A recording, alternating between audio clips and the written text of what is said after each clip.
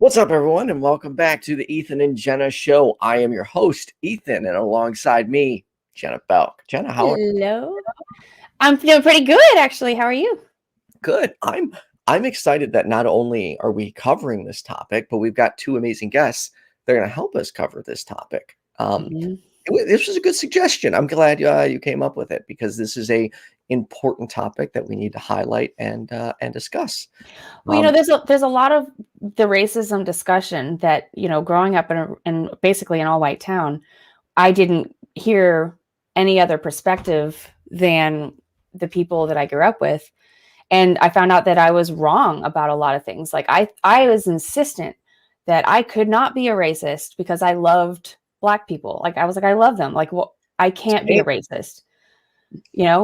I have a Black friend. It's not possible. Like that's right. Or I actually dated a Black guy, that kind of thing. Right.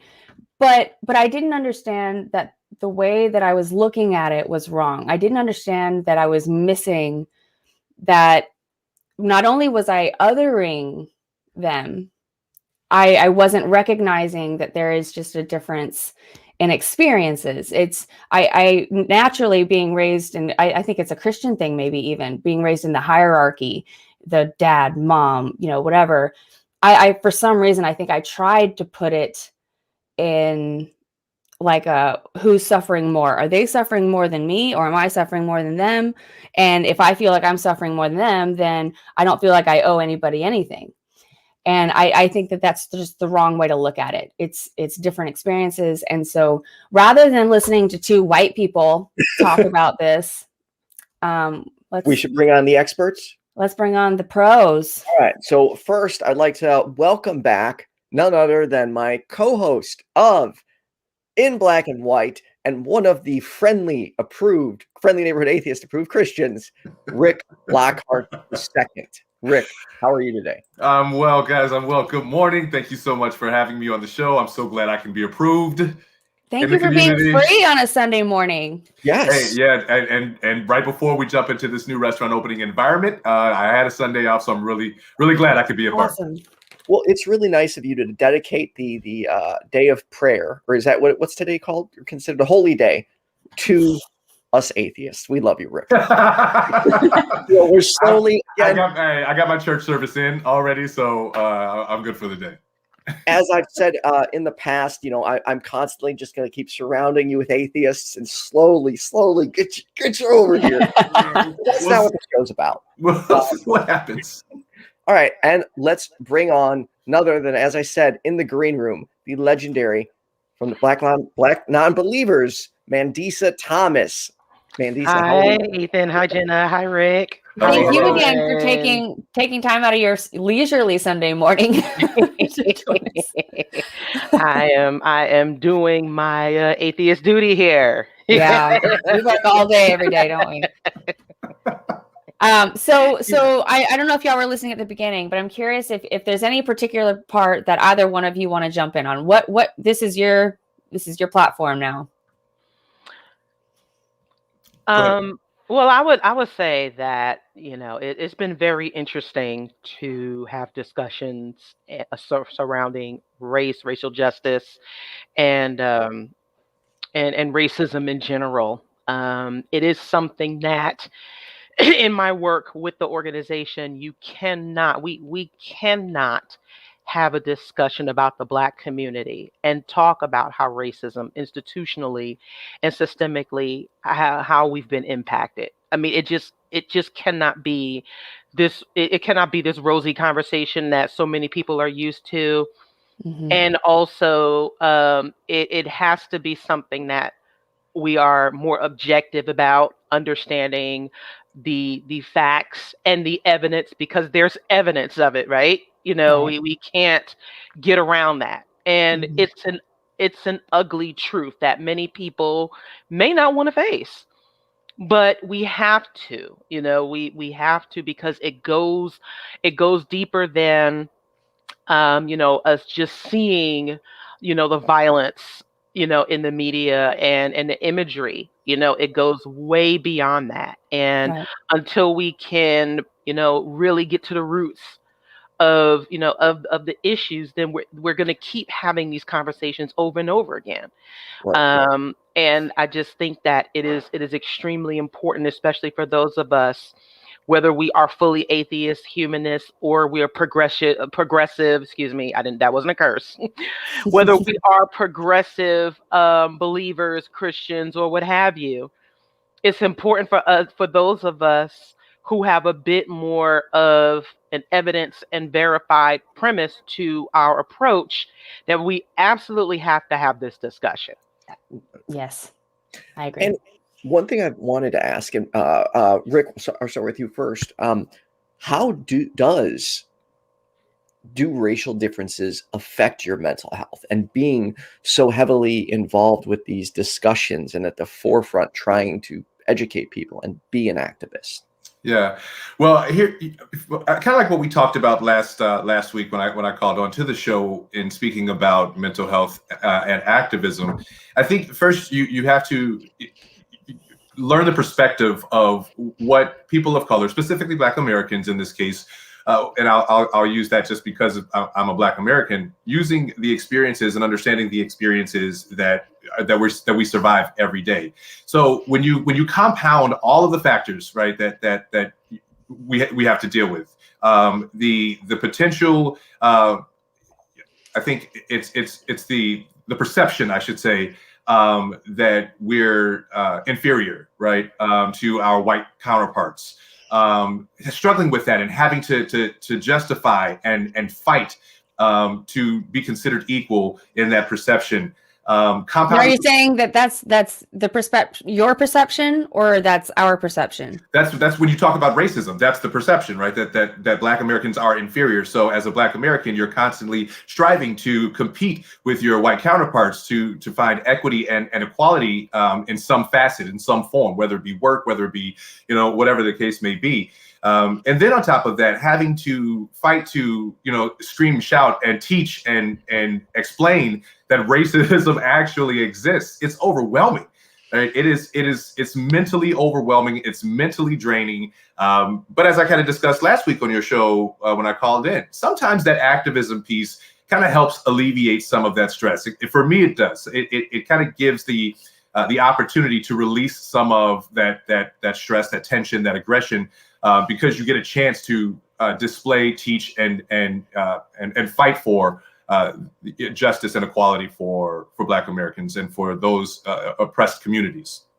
So it seems like it's not that people necessarily, I mean, so you're saying that it's not that people are like personally going out and attacking you as racist. It's that the problem with it and the stress that it's causing you is because there's no acknowledgement that that's how our system is built. Correct. There's that, and even as Dr. Martin Luther King described his experience in the North, specifically in Chicago, it's more overt, right? So it's not as blatant, it's not as direct, using the N-word, but there are systems that are in place. There are still microaggressions and still subtle struggles that the Black American community still has to face, and scream, "Hey, that's racism," and be countered with, "Well, no, that's really not, but what if," or so on and so forth.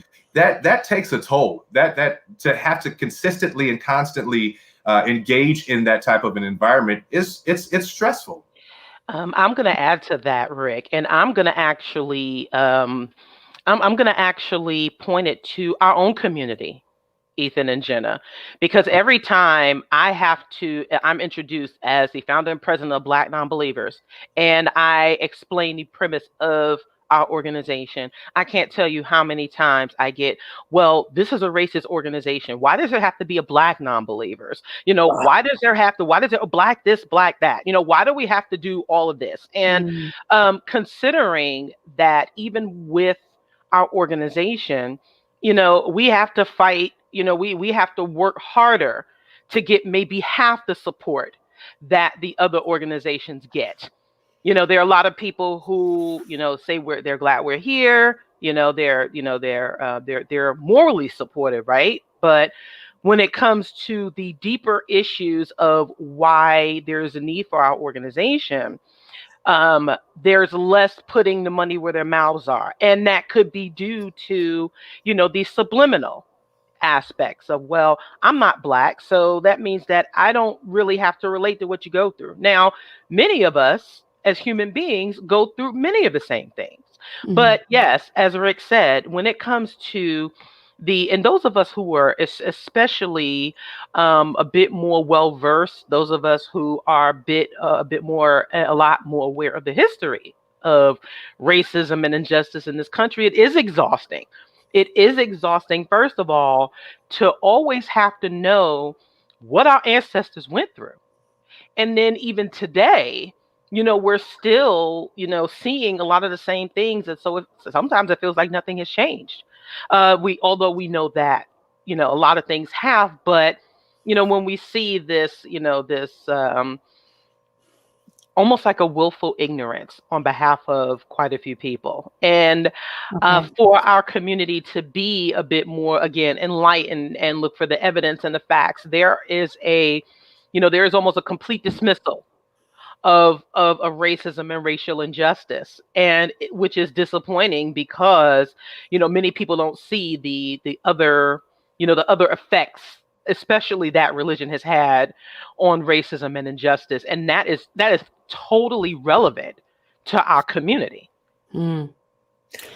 So how do you how would you handle that objection? Or I guess that's a common thing by white conservatives, is why do you have to call it Black?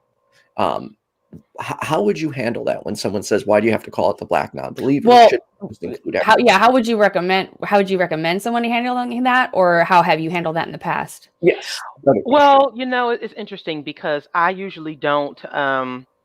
It's funny because it has been draining to my mental health to always respond to that. So half the time I don't even respond anymore. But what I tend to do is I bring up the statistics. I bring up the evidence. For example, Pew Research just released their new study on religion and Black life. Now, while there's a higher number of like the religiously unaffiliated, the number of atheists, openly identified atheists, is still ridiculously low. And we always have to go into the historical factors of the role that the church played within the Black community, and also how, and this is another thing too, we always get I don't understand how so many Black people can be Christian after it was the religion of your oppressors, right? But we are still dealing with the community effects, and we still have to address that. Mm-hmm. But also too, it's like, I do go into, like I said, I put the facts at hand, with the Black community still being about 12% of the population and still have a high number of religiously identified, that should tell you something right there about why religion is such a huge influence, and also why it can be more challenging to identify openly as a non-believer in our communities. So, we do, and then I tend to, whenever someone asks this question, if this on Facebook, I tend to look at their friends list. It's almost everyone is white.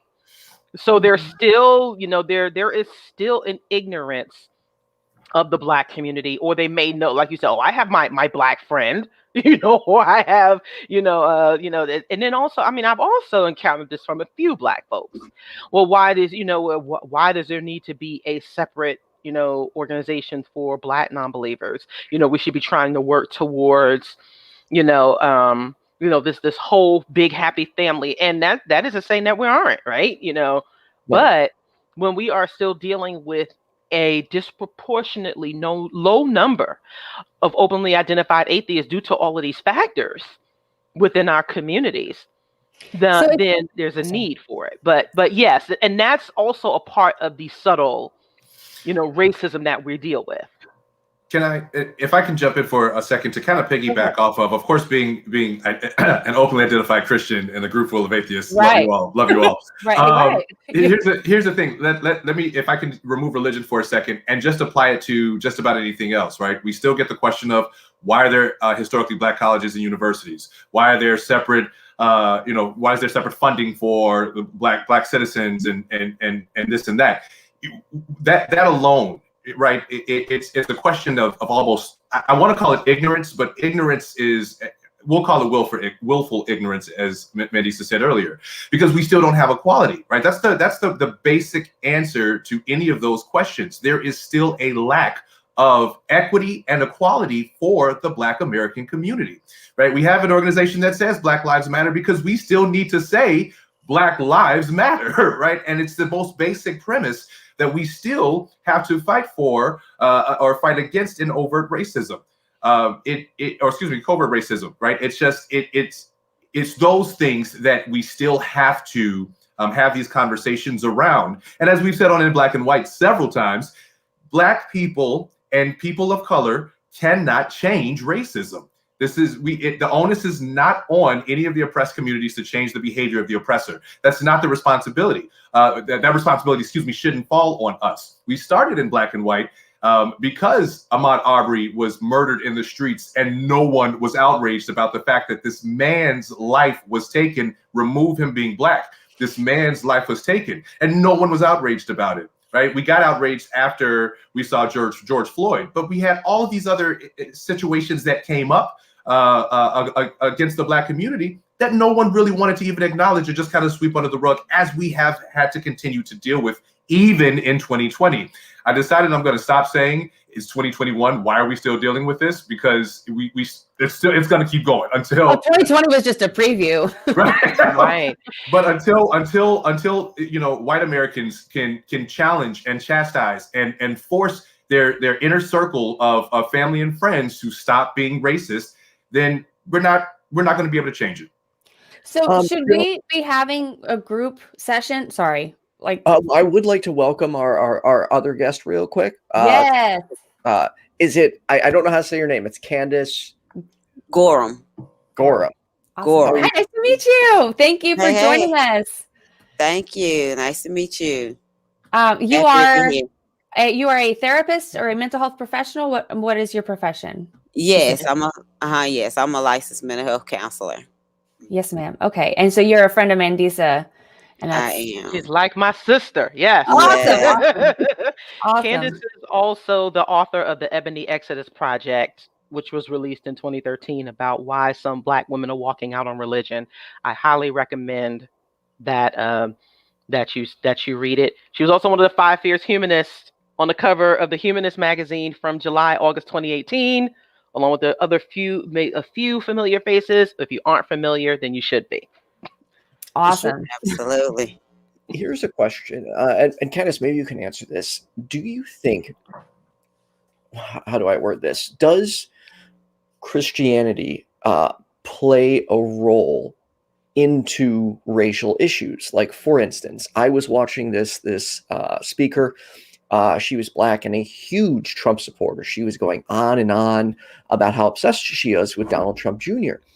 And then towards the end, she's like, yeah, the interviewer asked if she would date him. And she's like, no, people need to stay within their own race. She's like, I stay with my people, you stay with your people. Where does that come from? Or is it related to Christianity in any capacity?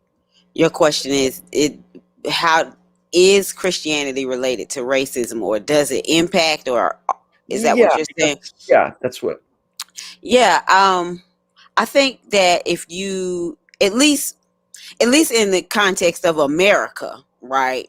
At least in America, racism, American racism, and American Christianity, the two cannot be separated. Now if we want to talk about Christianity in some other country, or you want to talk about racism in some other country, I don't know. Right. But in America, the way that we were founded and the way that they use Christianity to they used the tenets of slavery as they were put forth in the Bible, to try to tell slaves, obey your master. Christianity was used as a tool for, to control slaves and that sort of thing in the beginning. Of course, slaves eventually enslaved the enslaved persons, eventually, took it on their own. Once they began to learn how to read the Bible, of course, they took it themselves and were able to sort of pick and choose the parts that they liked and, identify with the children of Israel and Hebrew and let my people go and all of that stuff. But prior to that, that's what it was. Christianity, the idea that white people were superior and this was a lesser race. This was a despised race. God despised these people. They were not worthy even of, in the beginning, even before there was a time, even before, like, it was almost like there were some Christians who had to advocate that, enslaved persons even be considered as people, even be considered as worthy of salvation. Because for a long time, Black people were, the enslaved people were not even worthy of salvation. They, right. God did not even, to them, it was like, who are these people that Jesus would even be interested in saving? So absolutely. I mean, I think that it is foundational to where America came from, how it started, and I think it continues to this day. Obviously, I mean, you think about, like, the Southern Baptist tradition and all of that stuff, even Reconstructionism, Jim Crow, all of that. I mean, Christianity continued to be used as tools to try to control, and then I think an old pastor of mine, years and years and years ago, he used to say the most segregated, and I don't know, he probably got this from somebody else, but they used to say the most segregated place, or the most segregated day of the week was Sunday, because Black people don't go to church with white people don't go to church with Black people. The church is two completely different types of Christianity and two completely different types of religious experiences, until you started getting more of like the non-denominational types of things where it's more mixing and that sort of thing. But I mean, obviously you can see I'm going on and on, because I think that the two just cannot be separated. I think Christianity, like I said, American Christianity, and race and American racism are like, hand in hand, in American history. Well, having conversations with Rick about this, I learned the way that he put it that really helped me try to understand, because I am a white person. I can't understand what it's like to be a Black person in America. It's impossible for me to actually understand it. But to try to relate a little bit, he kept putting it in the perspective, well, as a woman, how would you feel if, right? And so that's just to speak out to 50% of America. That's one way to kind of help see the differences, right? It's unfortunate that we would even have to put it in those terms, right? Right. The fact that you always have to do that whole put yourself in their shoes, and because so many people think that they're so removed from it, and you really aren't, because these issues impact all of us. They really do.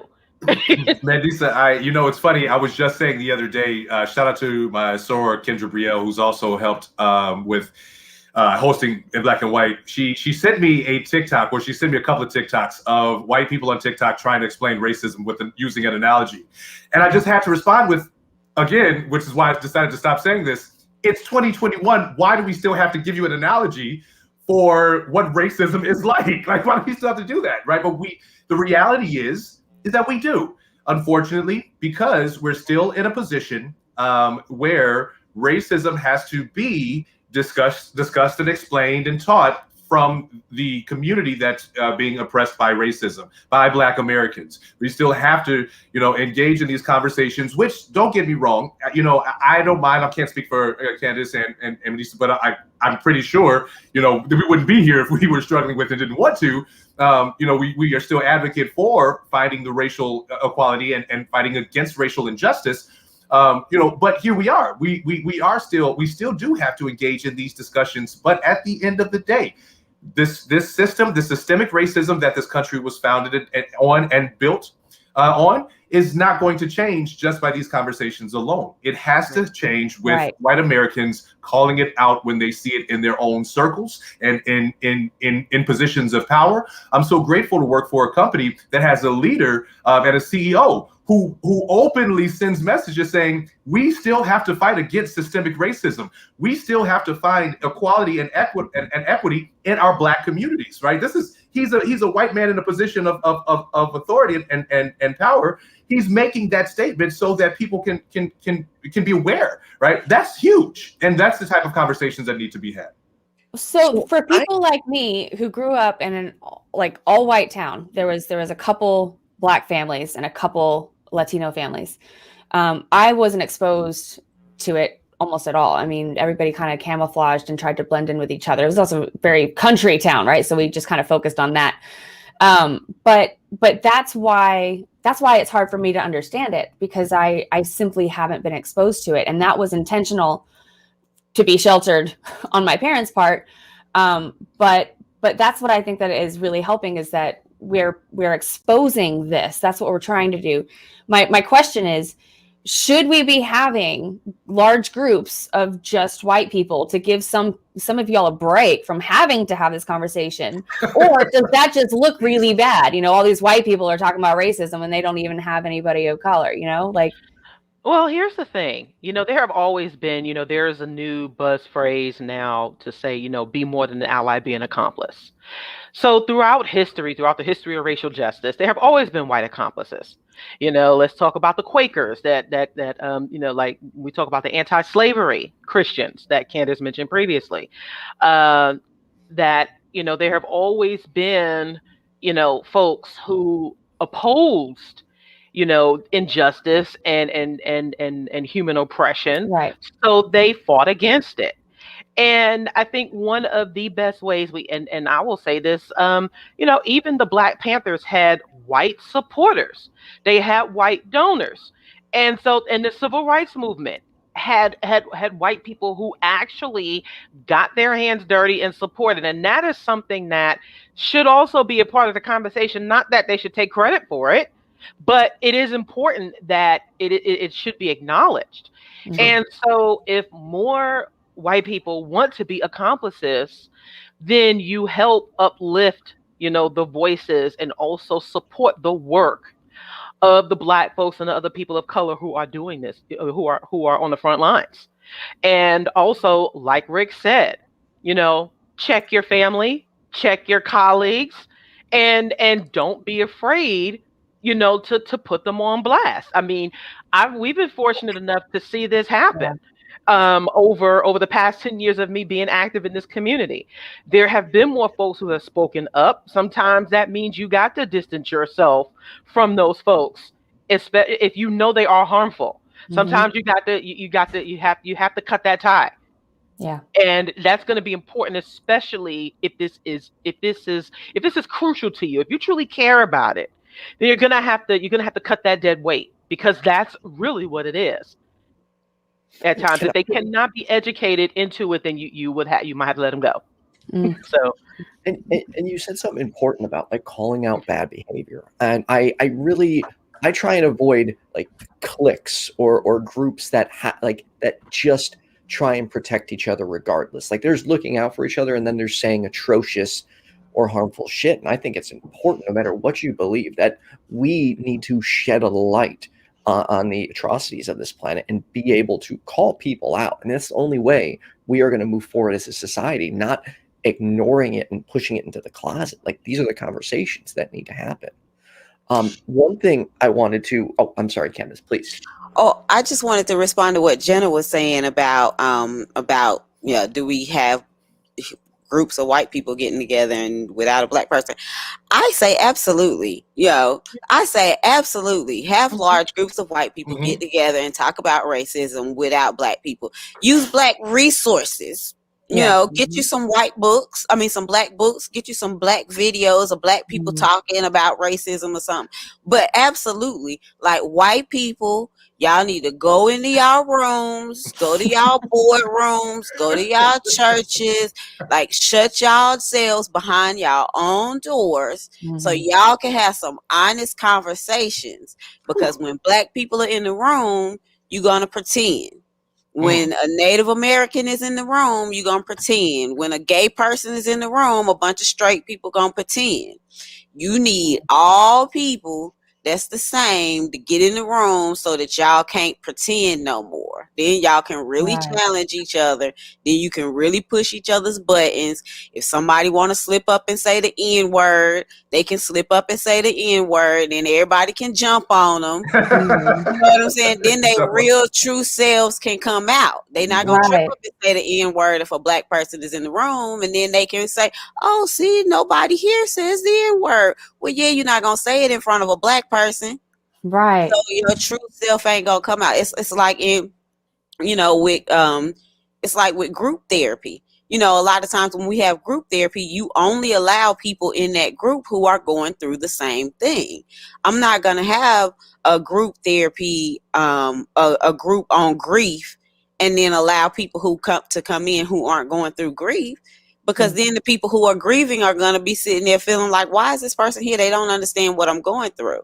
Right. Or if I'm having a group on, you know, for LGBTQ people, I'm not going to then allow, you know, some straight people to come in that then don't have any kind of empathy. You know, the LGBTQ people are going to be sitting there like, why you got this straight person in here? They don't understand what's going on. This is supposed to be my safe space. Or if like a man were to walk into like a post-pregnancy group, you know, like what are you doing there? You know? Exactly. Right.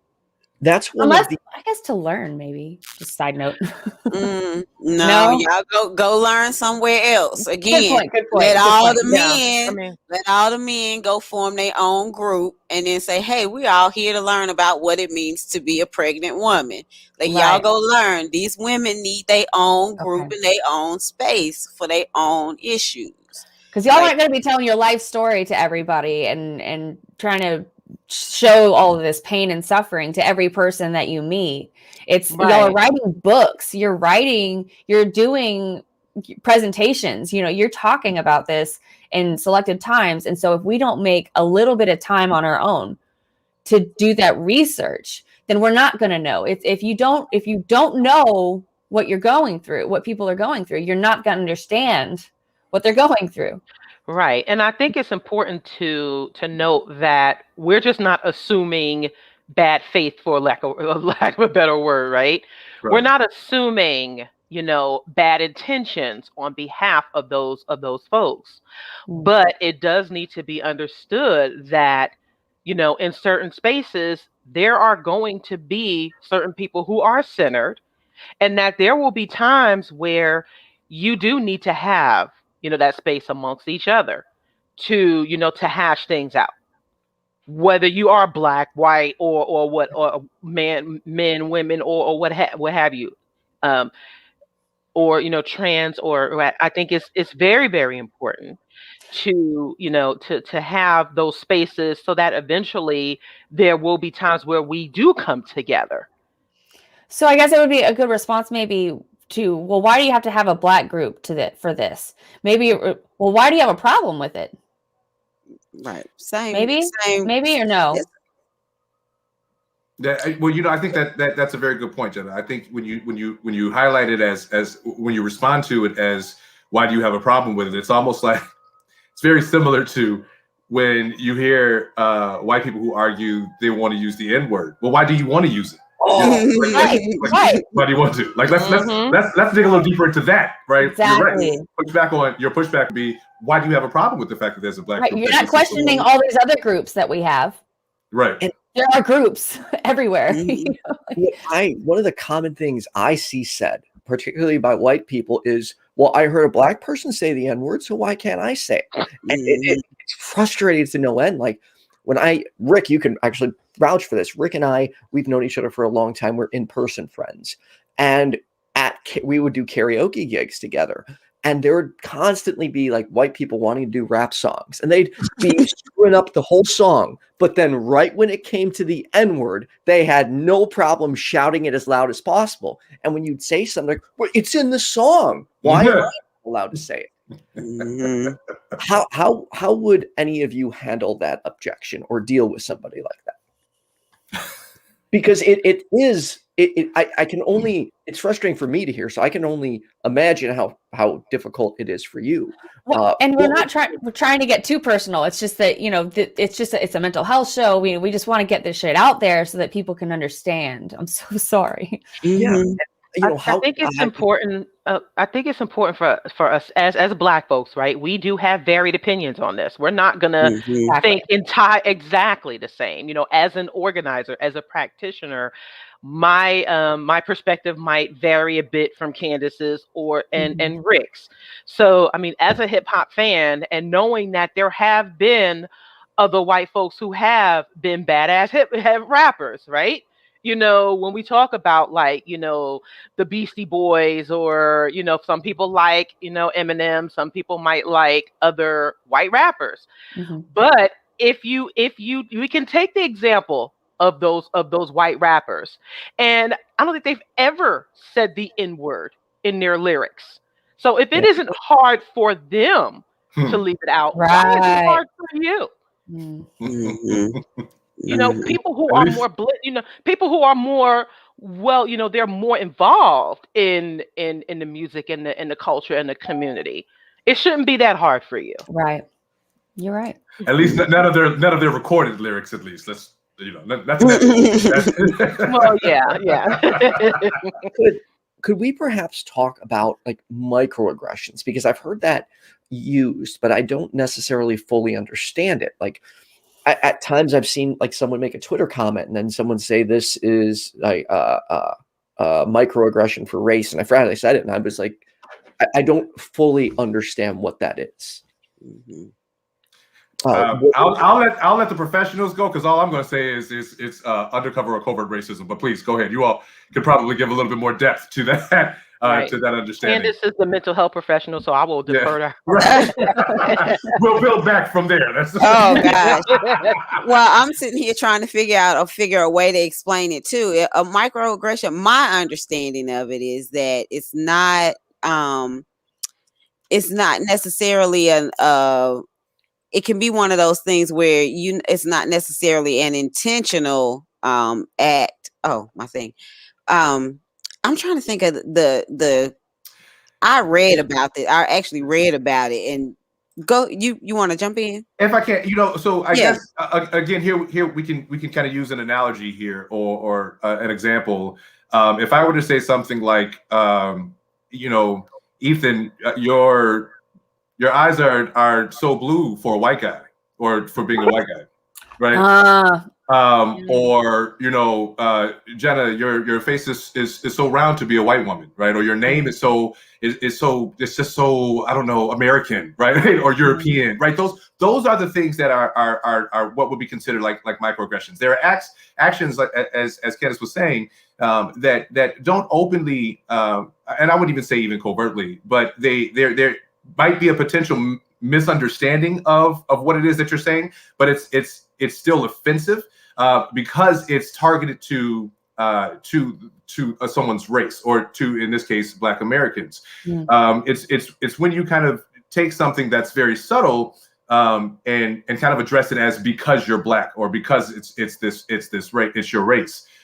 Whereas it takes away or removes the humanity of a person and singles it kind of down to that, right? That's about the best way that I think I can explain what microaggression. I guess what it is, it kind of sounds like it's surprise that you might. What typically the comments that I hear when people say the whole, you know, for a Black person or whatever, they're comparing how white your features are, right? And it's like, oh, you're almost like a white person, right? Even that is that kind of. Well, and that's what I'm trying to figure out.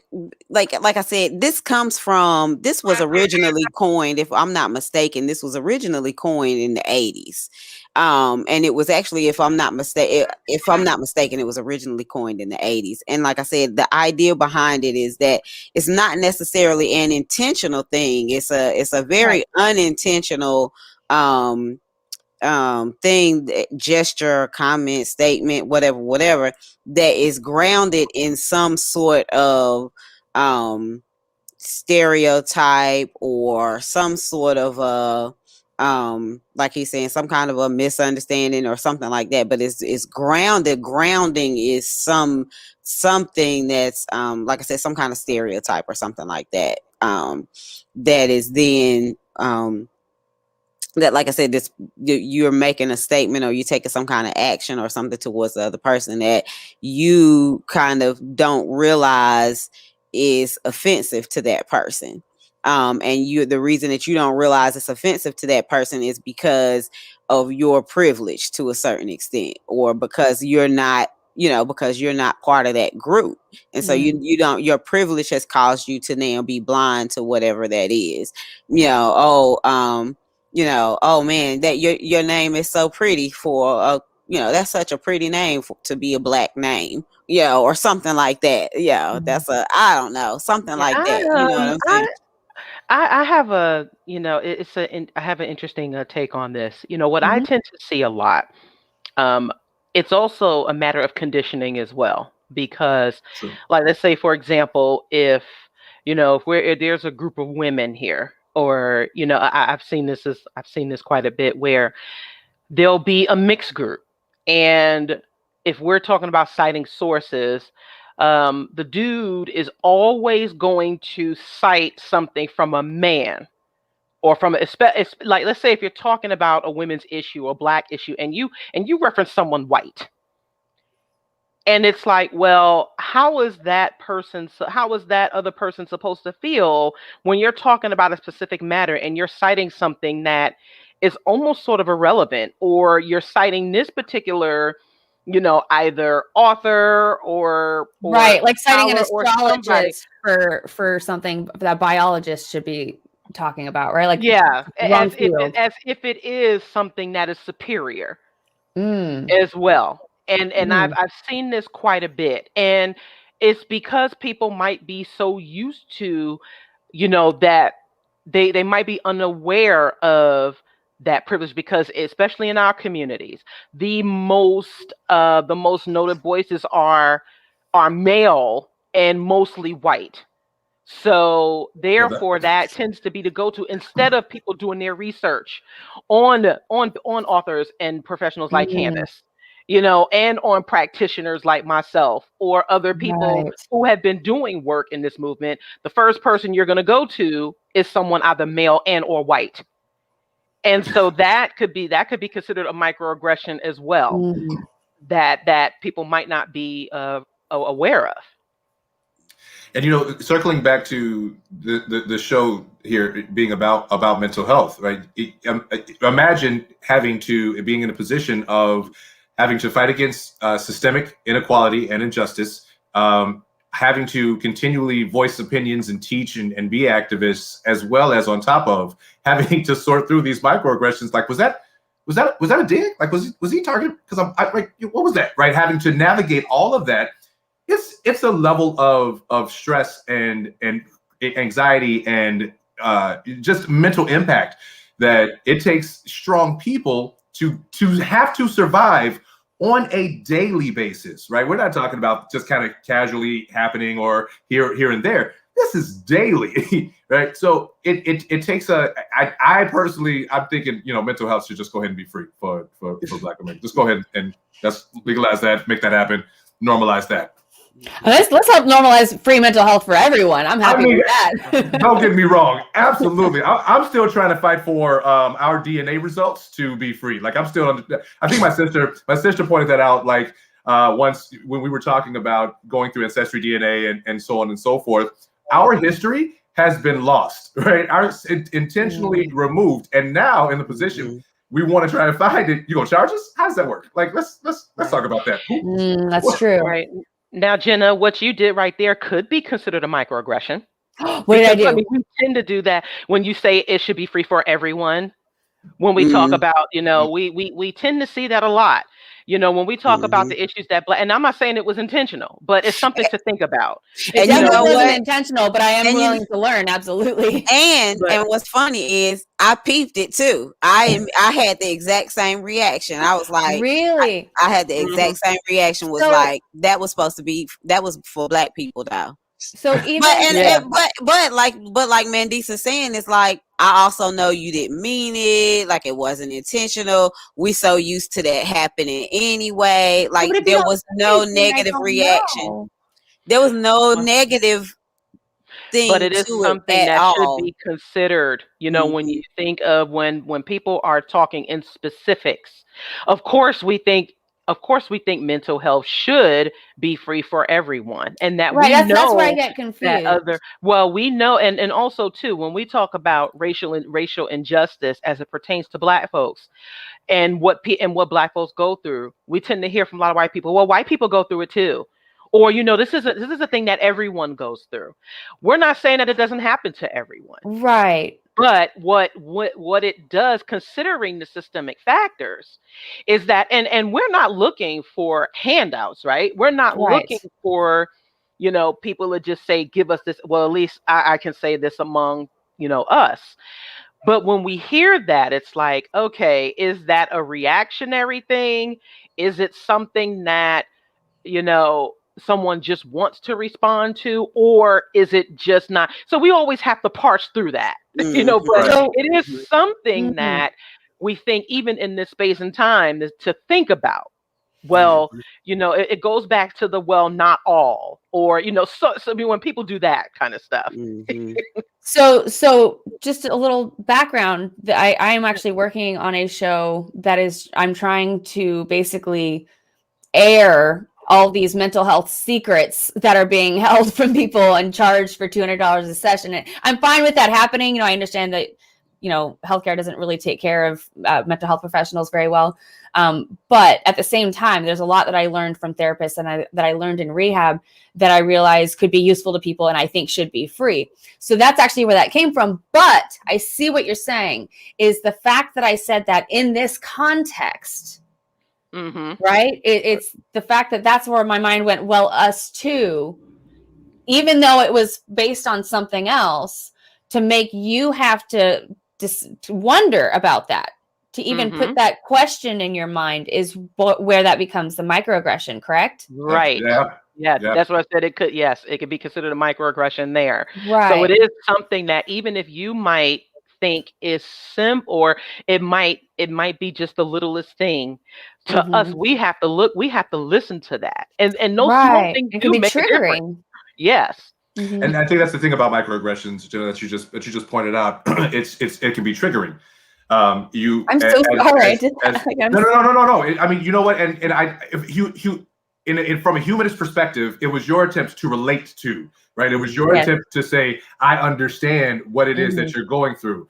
But the unfortunate part about that becomes, because of the context, it then triggers this specific oppressed community to say, or marginalized community to say, well, why do we need to include that? What's the need for that, right? And have to wade through that, and that we all know, like Candace said, it wasn't intentionally to take advantage of the situation and change the perspective by any means. It was your attempt to relate to, and be empathetic to that scenario, that example, that yes, healthcare in general, right? It should be. But I'm also not most people, so it's hard it's just the fact that you had to stop and think about it. The fact that it changed your mindset from what we were talking about to something else that could potentially raise your blood pressure right away, which that's a whole nother thing of the healthcare system. That's a whole nother thing.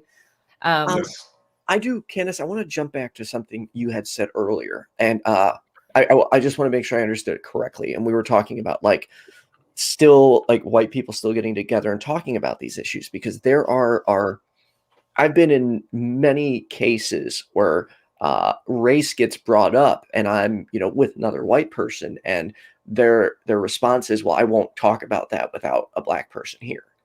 And so I actually don't understand that, because to me, while no, we cannot represent the Black community, I feel like we have a responsibility to be talking about it, and we should use platforms or any avenues we have and these opportunities to talk about it. Is that accurate?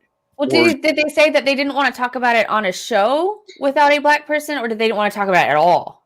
Oh, sorry. You're correct. They didn't want to talk about it on a show without a Black person present. Is that different then? Is that different? I think that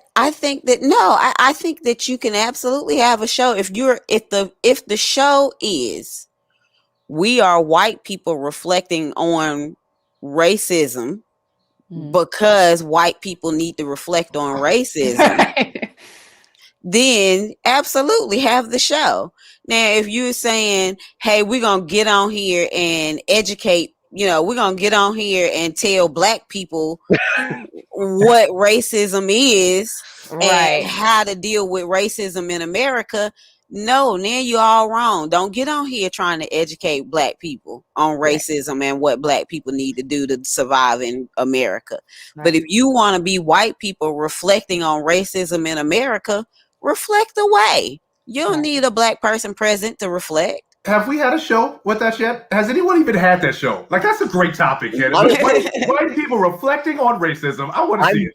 Rick, I'm putting it together now because I think that's roundtable discussion. That's actually what I tried to do with our interview. Like, that's what I was trying to do was that's actually the name of the show is Racism for White People.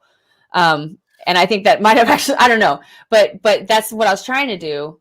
But it wasn't white people talking about it. It was still me. Trying to get your perspective. The trick is don't let it slip into white people trying to educate Black people on anything. Right. Don't get on here trying to teach me shit. Okay, y'all teaching each other. You're right. That brings up an interesting something I always think about. So let's say I am in a situation with a Black individual who is maybe denying racism or has some perhaps not accurate views. And I spend a lot of time, I've spent a lot of time with Rick trying to learn and understand racial differences better. What do I do in that scenario where I see that person making a genuine mistake? Do I jump in or do I just shut my mouth and not say a word? Because obviously I don't want to be the white guy telling the Black person about race. Right. I find that interesting. I'm sorry. Go ahead. Please, go ahead. Because I think, good information should, be imparted and corrected no matter who is telling it. And we do see some very interesting Black folks who deny that racism. We're thinking of another Candace. I've heard her. Right? Oh, please. Don't say her name, she'll appear. We left her in 2020. Right. This goes back to what Candace says about trying not to educate other Black folks. You do have to be careful with that because, Black folks have always been, like I said, we have different opinions. We have different, it dehumanizes us, and we're actually, that's a byproduct of systemic racism and injustice to feel like Black folks always have to be educated, because there are some folks who have the information and they just willfully will not do anything with it. And, just like there are Black conservatives, just like there are Black folks are capable of thinking and doing anything just like white folks. But of course, we have this systemic disadvantage, to say the least. But I would always say to, just to kind of carefully choose your battle. Don't say, well, this Black person thinks differently. But, I'm all for trying to, offer correction no matter who is, who needs it. But if I can, Ethan, I think to Mandisa's point, considering the fact that we say this term or phrase often that Black Americans are not monolithic, right? We all have different experiences when it comes to how racism is experienced and our knowledge about racism, so on and so forth. I think if you were in that situation, if you chose, as Mandisa said, be careful. You're going to choose your battles, right? And if it's something if it's somebody that you like, if it's me, go ahead, because we cool, right? We've been friends for a long time. I don't know if that ever happened, but it might. I'm not saying it won't. But if it's somebody who you want to invest that in, I think the best way to approach that situation is don't approach it as from a position of privilege. Don't approach it from a position of knowing. But rather engage in kind of a position of, well, why? Where is that perspective coming from? Right? Street epistemology. That's what I was going to say. Yeah, I would come at it with I remember as a field training manager for a concept. If in the event a trainer, I had a team of trainers. If a trainer was wrong about something in front of a trainee, another trainer would not come and correct that trainer in front of a trainee, but rather what they would do is they kind of pull him to the side, ask some questions. Where did that come from? Let's go look together, or let's go learn together so we have the right answer. I think that would be the best way to approach that. It wouldn't be from a position of, well, I know better because I've had these conversations and I've done this study and this is actually what's right, versus, well, your perception is different from mine. I'd like to know why. And, let's see if we can explore the answer together. Right. Even this is where I'm at, but how did you get there kind of thing, even. Mm-hmm. Yeah. Even this is what I've learned, but I could be wrong. A place of humility goes a long way. Right. Yeah, I think I agree with both of what they're saying 100%. I like the way Rick is coming at it. That's very therapeutic, like you guys are saying, street epistemology and all of that. And I think who you want to invest that in makes a big difference. Who do you really want to invest your time and energy? Like he's saying, fight your battles. If you just in a room, you're at a party and it's just a random guy and he's saying some stuff, do you really feel like starting that battle? Or is this, some you're like, I might pull him aside later. Say something. Well, but I'm so sorry to cut you off, but that to you, Ethan, that's a good point. That if you don't say anything in the middle of a big group, isn't that like a missed opportunity? But we're talking about to a black person. You're talking about, do you want to correct another black person, right? That was your question. Yeah. I see, and that's where it's like for me. I mean, it's tricky. It's tricky. It's tricky. I don't think it is. Personally, I don't think it is. I think it's at the end of the day, you choose your battle. If you really want to engage in that and invest that energy, that's on you. But I don't think that it's a missed opportunity necessarily at all. First off, I wouldn't address it in a group of people, right? That would be the incorrect way to approach that situation, regardless of who it is. If you're trying to correct a black person about their experience with racism, right, or racism in general. But I don't necessarily.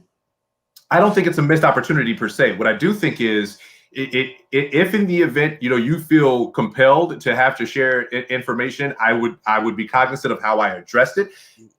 Environment and how you engage is going to be key, because if you engage in it incorrectly, your missed opportunity is going to become greater, because he's not going to receive that information, she's not going to receive that information, because now he or she is defensive. Right now they're put in a position of, how is this white person trying to tell me about race? And your missed opportunity becomes a lot greater, because now there's no further engagement. So if you want to call it tricky, that may be the tricky factor. But at the end of the day, bro, don't be not in groups like that. Put me to the side.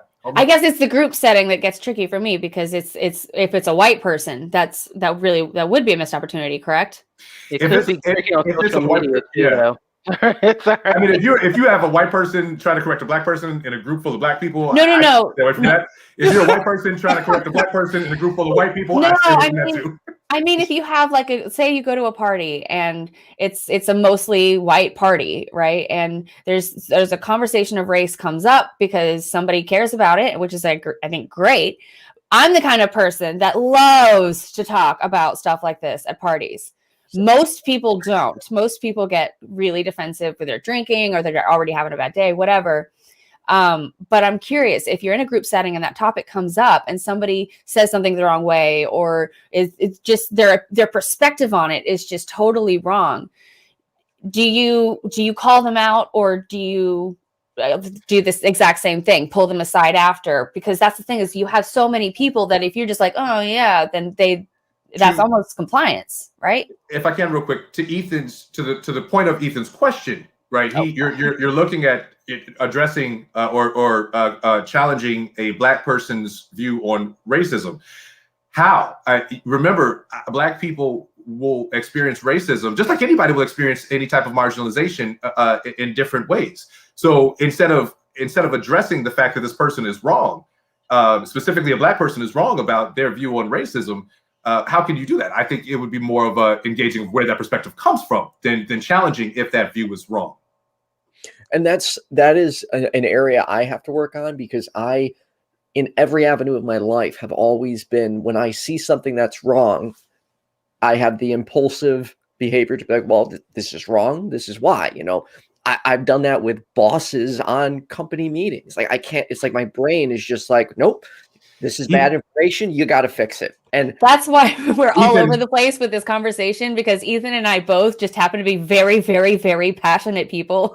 You know what, Ethan, if I could address that perception of yourself, I'll challenge you in this group. Because remember, when you and I got started on your show, the first conversation we had, your impression or your position was you had to challenge me and correct me on my belief in Christianity, right? But rather, before we got on, you got to a point of, well, we can just have a conversation. Like, I don't have to argue with them and try to disprove them. Yeah, you're right there. You actually have the ability to do it. So I think you don't give yourself enough credit there. Yeah, I think there's something that well-meaning white people need to avoid, which is the white savior complex, which is, this need to always feel like they have to jump in and correct everything. Sometimes it may not be your battle to fight, and you may need to just step back and let someone else handle it. It's a thing that does sort of center that is also a byproduct when we're talking about racial justice and systemic racism. It's this maybe covert idea that, well, white is right, even if you're not meaning it to, even if that isn't how you're trying to come off. But it's, again, having the ability to discern and decide, like you said, when you should jump in and when you shouldn't. And I think that is important for more white people to start doing. So when should you not jump in? When somebody else is already handling it, or what? Like, what is that? I'm a very literal person. I'm sorry. Like, some of this stuff, I'm sitting here and I'm feeling like some of this, it's almost like we Black people, and I'm kind of making us monolithic, yes, for a moment.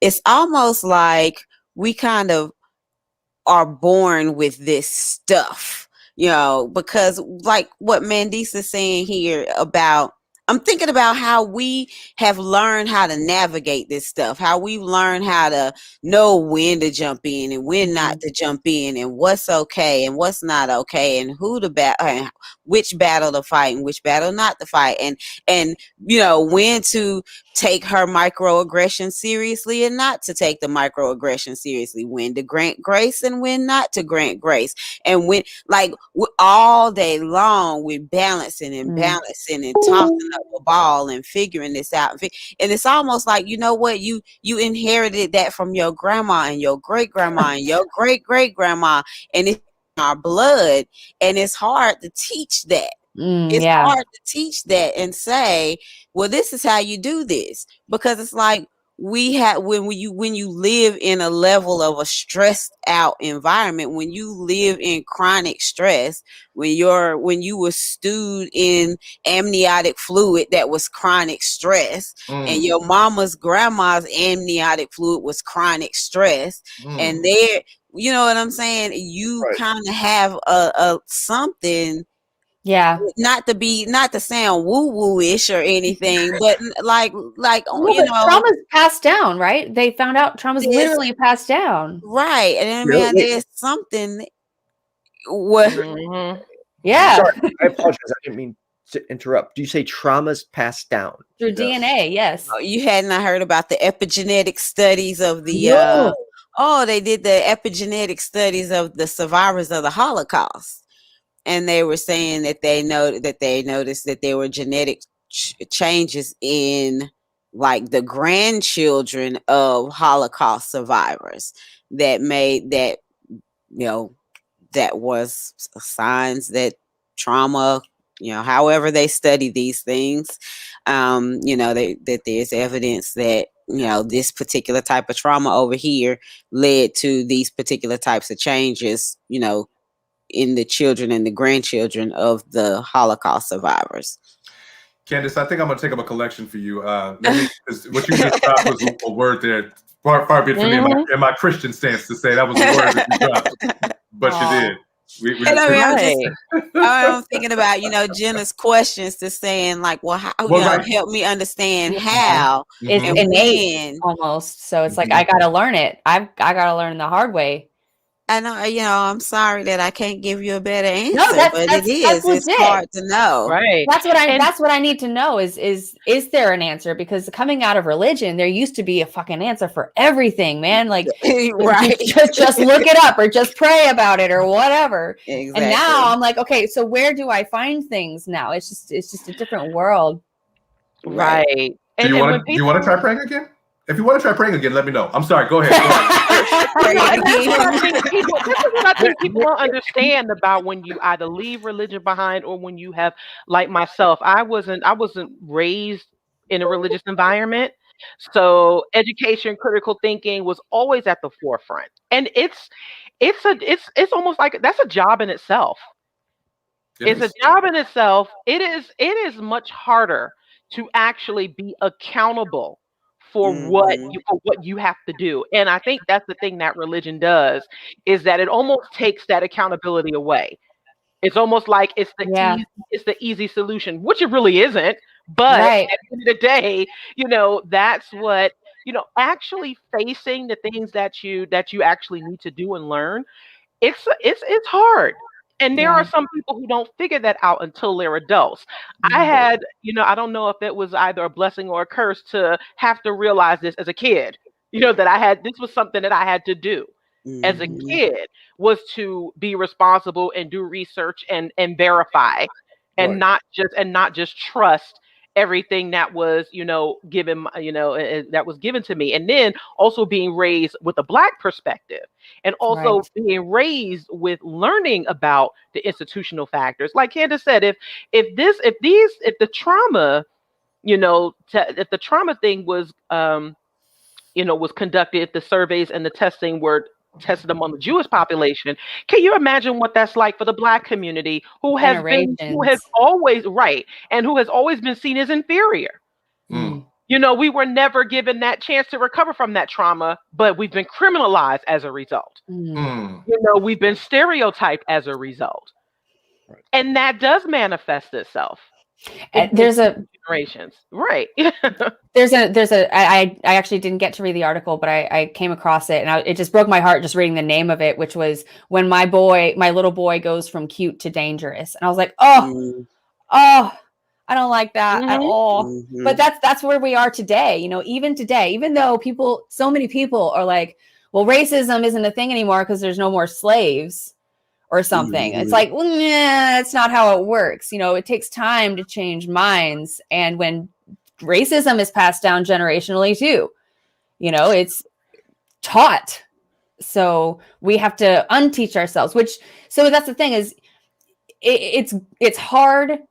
And for Rick, a blessing on different levels, because Mandisa, you grew up in a more realistic world than I did, and I didn't find out that I don't live in Neverland until I was 26.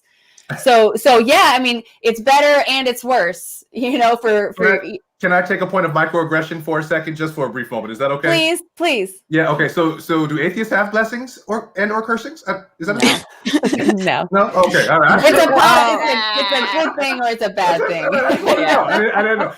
It's what you've been trained to say. I get it. Right. Had to take it. My apologies. So, we have a few minutes left. Is there anything else that you would each like to highlight, or something we missed? Yeah, I have a million more questions, but I know, but I feel like this episode needs a part 2, because there's so much more I would have loved to gotten to. I mean, but if y'all are okay with that, we'll have to talk behind the scenes. Yeah, my Sundays are going to be sewn up as we open up our new location after. This is the last Sunday I have off in for some time. So, but if if I can contribute in any capacity, I definitely will. This was great. I appreciate you guys having the discussion, bringing us on, bringing myself on, and point of gratitude. Thank you very much. Thank you. Yeah, I mean, I would say that it's important for people to realize that as much as this should be a means to an end, until we actually see some, more, equity and things really changing on a larger scale, this is going to have to be ongoing, and not just the conversations that we have in public, the actions that we impart in private. And it's going to be, a thing where people continue to mind what they say and what they do. That is going to really be important for more folks to understand, and at least consider. Yes. Candace, is there anything else you'd like to highlight?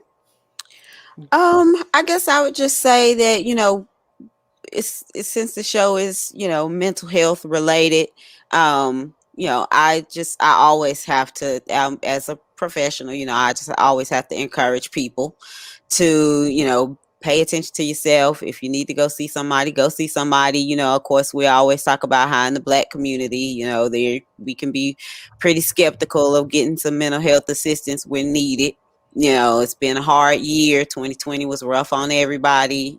Race relations got worse pretty bad, pretty ugly, pretty fast in 2020. So, if you feel like you need to talk to somebody, it's hard, especially for atheists. Black atheists really have a hard time finding somebody that they feel comfortable talking to, because not only do a lot of times Black people want a Black therapist, but then on top of that, if you're an athist, you want a non-religious therapist. So to try to find a Black non-religious therapist is like truly hunting Even harder. Yeah. And so, part of my advice that I've been giving a lot of Black people lately is to just give your therapist a chance, even if it's a white therapist, if it's a Black therapist that's a Christian. Like, you just got to be a little bit more open right now, and to give them a chance to see, whether or not they might be accepting to you as a non-believer. You might be more surprised than you think. Try meds. You never know. A nice little antidepressant might go further than you realize. Dealing with this chronic stress, chronic anxiety, a little booster here, there ain't gonna hurt. I always tell people, I always take the opportunity whenever I can to let people know I take meds. I'm very proud of the fact that I take meds. I wouldn't be the successful person that I am today if it was not for my meds. And so I love to take the opportunity to encourage my Black community, to take care of themselves in the way that they need to. And the Black community has been really hit hard by COVID. Vaccines. Hey, we encourage everyone to, Yes. To do your research and get the vaccine, especially if, I'm working on that myself. So am I. Because we got some traveling to do. Candace and I, we're going to be doing our cruise in November. I'm going to get my shot tomorrow. We got things we got to do this year. Yeah, I'm aiming for this week. Now that they've opened up the group in our area for people under 65. Yeah, I'm signing up. Oh, nice. I'm going to get my first shot tomorrow. I'm so happy. I can't even. I want that Johnson & Johnson. Let me help you out that Johnson & Johnson. You know what I mean? Johnson. 100% effective against. I don't care. I will say that I really don't. Right. I don't exactly. Yeah, I will understand. I will say that I understand. Skepticism and people being apprehensive, but it is important that you follow the research and you follow the information. You follow the good information, the information where there is data, where there is, where there are facts. coming through. Yes. So And yes. if any of the viewers need a place to start, by all means, check out the last episode of In Black and White that aired in, I believe, December, where we had the conversation around the creation of the vaccine, the history of it, and the mistrust of healthcare community. I mean, the healthcare community in the Black community. None of us should be taking just one person's word for it. It should be right. If I could part real quick with just one wrap up for myself. Go for it. I think with this conversation, again, thank you so much for having it. I want to challenge, anyone who is in a position of privilege, and specifically when it comes to race, white Americans, go into work and find out what your place of employment is doing to find equity for either its Black or brown employees, or supporting the community. If you find that your organization doesn't even have that much diversity within the organization, let alone trying to do anything for any of the employees or communities, challenge that. Speak up about it. Help find ways for your organization to make some changes. If we can't do it, we're trying to do it legally, right? There are avenues of people trying to do it legally. But if you want to find ways of where to start, and you don't know if you can start at home, try starting at your jobs. I promise you, I have had such a burden lifted working where I work and seeing the leaders of the executive leaders of my company actually standing up against and affecting change in finding equity for the Black community and fighting against systemic racism and racial injustice. It means a lot. So if you're watching this and you work someplace and you're like, I wonder what my company's doing, go ahead and dig into that a little bit and see what you find.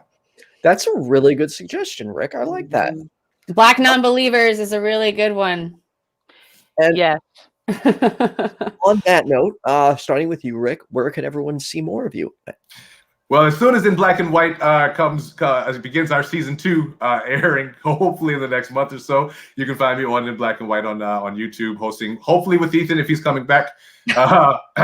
We broke up for a bit, but it's fine. I'm dealing with it. Candace, I might need some therapy, or Mandisa, you all help me out here. But we're looking forward to re-airing. You can also find me on any of my social media platforms at Rick Lockhart, the Roman numeral 2. That's I. For those of you that don't know Roman numerals that are watching, I don't understand how you don't, but it's fine. But that's also or Rick L2. Thank you. All right, Candace, how about yourself? I have my book. I have social medias that I don't take good care of. So as you found out this week, I owe you so many apologies with my Twitter account. You should have just had my direct phone number, man. I'm so sorry. But I do have at Ebony Exodus is my Twitter. Facebook is Ebony Exodus. And then there's the book, Ebony Exodus Project. You can get it on Amazon, Barnes and Nobles, that sort of thing. I'm also in another book. I got an essay in Women versus Religion. That's also another book. And then I've got another book coming out this year on grief. It is not, the release date is not set yet, but it should be out this fall.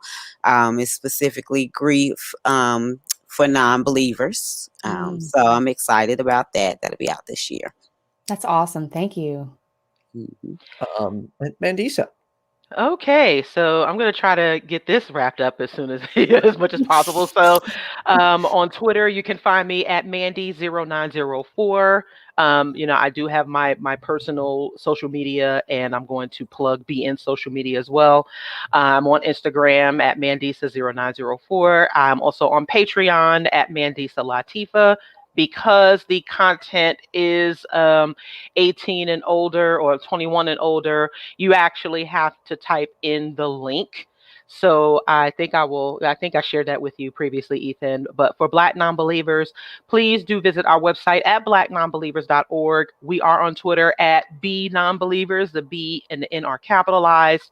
We are on Instagram at BNonbelievers Inc. And you may find recordings of previous events, including our 10th anniversary celebration and the Women of Color Beyond Belief conference that took place in 2019 at Black Nonbelievers Inc. So we do have quite a bit of content on our YouTube channel that I encourage you to check out. And please do support our organization. We are a nonprofit 501c3 organization, just to put that out there. So thank you all very much. Thank you once again for having me. And you have a link tree as well, right? So if anybody wants to find all of that, Yes. there's a link tree link for her in the description. And for those that don't know, Mandisa Thomas will be hosting a Black Non-Believers Roundtable on my other channel, Your Friendly Neighborhood Atheist, the 21st at 7 p.m. Central Standard Time. Pretty excited. Jenna, real quick, what do you have going on this week? I have a lot going on. I'm still building a studio, so you'll see my background change again, but that's a good thing. So at 10 a.m. every morning, I have Genesis Just Keep Breathing morning meditation for just 15 minutes since I'm doing it anyway. Tons of people have questions about what I do. There's a million different ways to do it, but if you want kind of a starting palette, you can start with mine and tweak it to make it your own. Also, kind of to build the habit if you need somebody to kind of hold you accountable. I have Atheistasis being released at 4 p.m. To the public on YouTube, and I will be in the live chat on Wednesday at 4 p.m., just like every week. And I have moved Carrot Noises, where I paint in chat on Twitch. I've moved that a day earlier and an hour later. So that'll be Thursdays at 4:30 p.m. now for 2 hours on Twitch. And then, of course, I'm actually going to be on the Atheist Experience this evening. So that'll be fun. And don't forget to come back for the Ethan and Jenna Show next week at 11. And then this Tuesday on my other channel, we have The Perspective, which is the weekly call-in show on supernatural claims, belief in aliens, conspiracy theories, and it's at 7 p.m. Central this week. Martin Robert and Puck will be co-hosting. And then every Thursday, I have my show on dating, relationships, and sex with Hannah Vaughn at 9 p.m. Rick, Candace, Mandisa, I appreciate you taking the time to sit down with Jenna and I today and going over this much needed topic. And hopefully we can organize a part 2. Thank y'all. Everyone, thanks for tuning in. Would be Make sure you like and subscribe and have a good week. Bye.